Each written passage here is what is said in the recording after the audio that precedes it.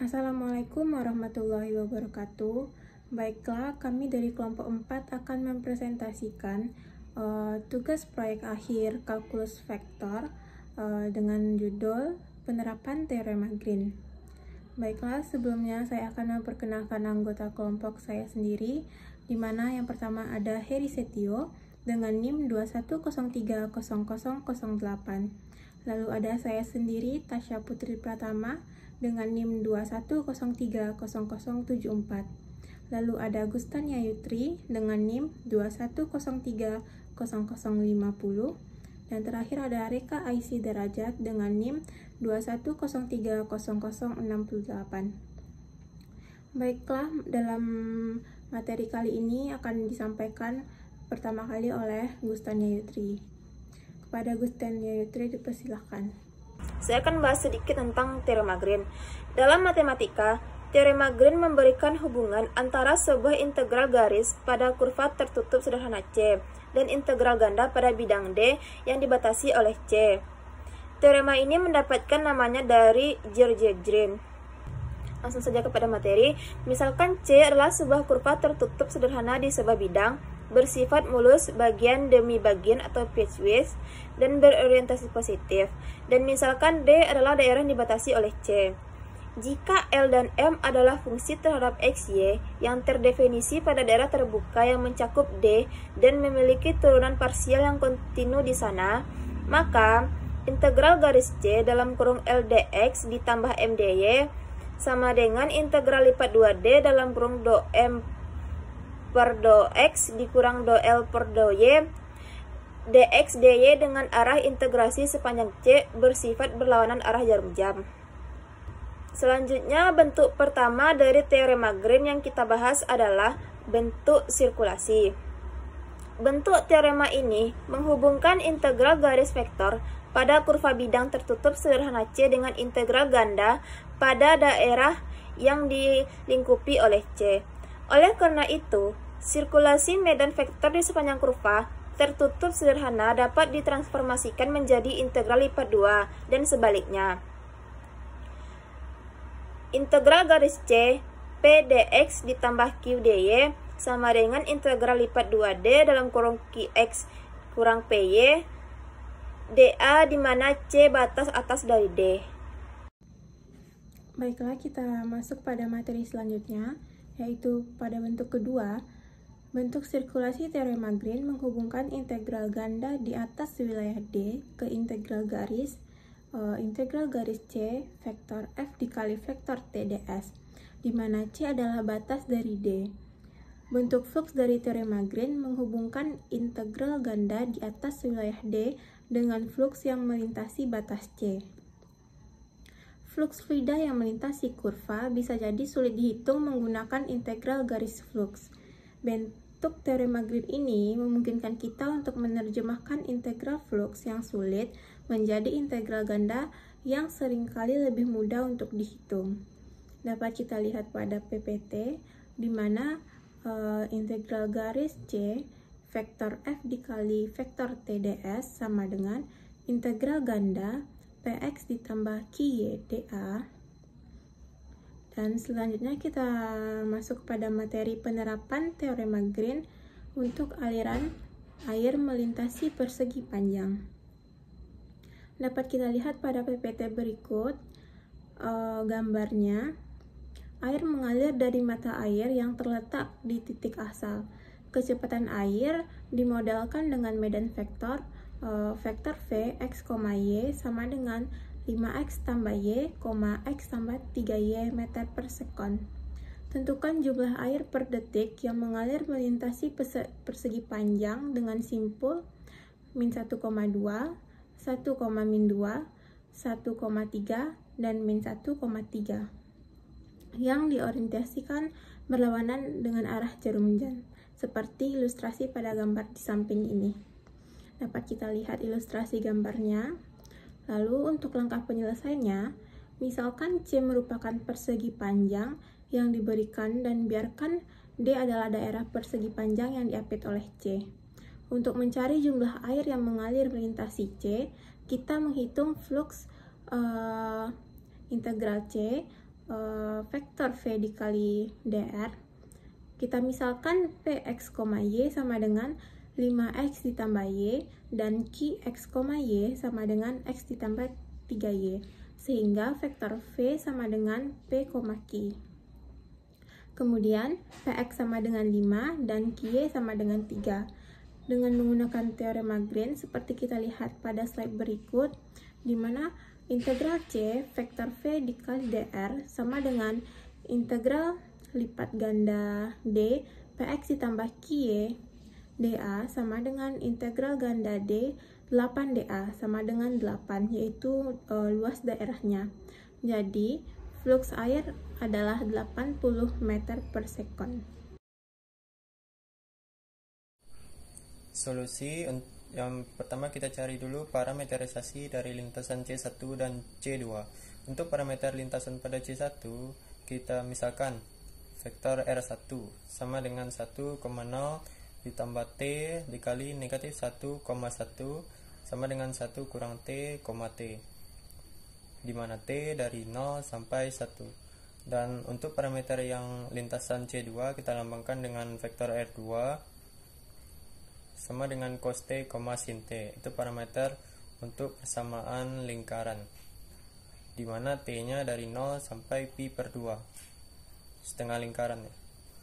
Sebagai pedoman, didapat masing-masing fungsi dan turunannya. Untuk vektor R1 sama dengan negatif 1,1, untuk vektor R2 sama dengan negatif sin T, cos T.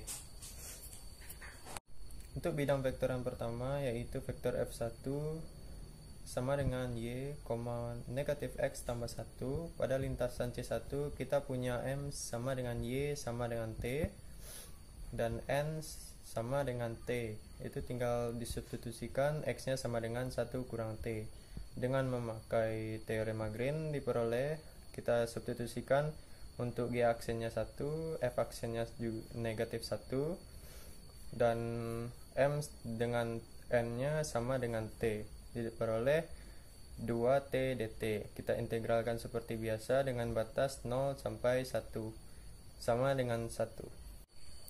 Untuk pada lintasan C2, kita punya M sama dengan sin T dan N sama dengan 1 kurang cos T. Dengan memakai teorema Green seperti biasa, kita substitusikan G aksennya cos T, F aksennya negatif sin T, M nya sin T, dan untuk N nya sama dengan 1 kurang cos T. Didapatkan hasil sin T dt. Kita integralkan seperti biasa dari batas 0 sampai pi per 2. Diperoleh hasilnya sama dengan 1. Untuk pada bidang yang kedua, kita lambangkan dengan vektor F2 sama dengan min X, 2Y kurang X. Seperti biasa, kita substitusikan. Untuk lintasan C1 nya kita substitusikan, X nya sama dengan 1 kurang T dan Y nya sama dengan T. Diperoleh untuk M nya sama dengan T kurang 1 dan N nya sama dengan 3T kurang 1. Dengan memakai teorema Green, kita bisa substitusikan G aksen sama dengan 1, F aksen sama dengan negatif 1, dan M sama dengan T, N sama dengan 3T kurang 1. Diperoleh hasil 4T kurang 2 dt. Kita integralkan seperti biasa dari batas 0 sampai 1. Diperoleh hasilnya yaitu 0. Untuk pada lintasan C2, kita punya M nya sama dengan negatif cos T, sedangkan N nya sama dengan 2 sin T kurang cos T. Seperti biasa ya, kita substitusikan X, Y nya ya, pada lintasan C2.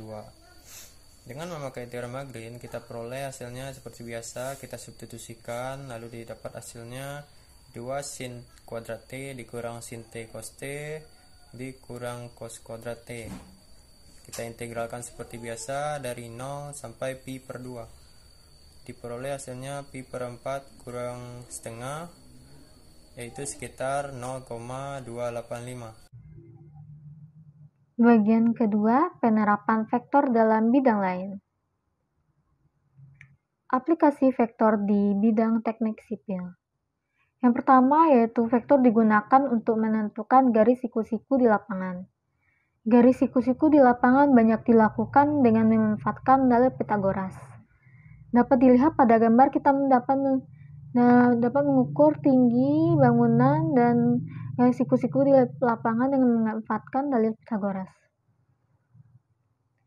Yang kedua yaitu vektor digunakan untuk mengukur tinggi gedung dan memperkirakan tinggi pembangunan gedung dengan memperhitungkan sudut elevasi dan sudut pandang bangunan.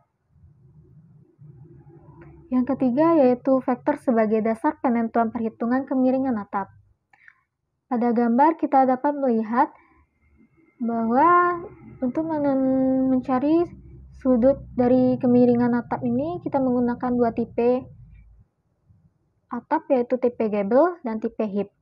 Jadi untuk menentukan tipe gable, roof sama dengan A base per cos alpha, alpha sama dengan R cos A base per roof. Dan juga untuk tipe hip kita menggunakan rumus untuk mencari A base-nya dulu sama dengan X kali Y, dan kemudian alpha sama dengan R tan 2Z per X. Lalu yang kedua yaitu laju alir volumetrik. Laju alir volumetrik juga dapat didefinisikan sebagai Q sama dengan vektor V dikali vektor A, di mana vektor V merupakan kecepatan alir elemen substansi. Nah, vektor A adalah cross-sectional vektor area yang merupakan vektor luas penampang. Persamaan di atas hanya benar untuk luasan yang datar. Secara umum, termasuk permukaan lengkung, persamaan di atas menjadi integral permukaan dengan integral lipat 2A V dikali dA. Definisi ini digunakan pada praktik. Luasan yang digunakan untuk menghitung laju alir volumetrik dapat datar atau lengkungan. Yang kedua yaitu usaha oleh gaya sehingga sebuah benda berpindah. Dalam hal menghitung usaha, maka gaya yang membentuk sudut tertentu terhadap bidang datar harus disearahkan dulu atau diuraikan ke sumbu mendatar sebelum dikalikan dengan vektor perpindahannya.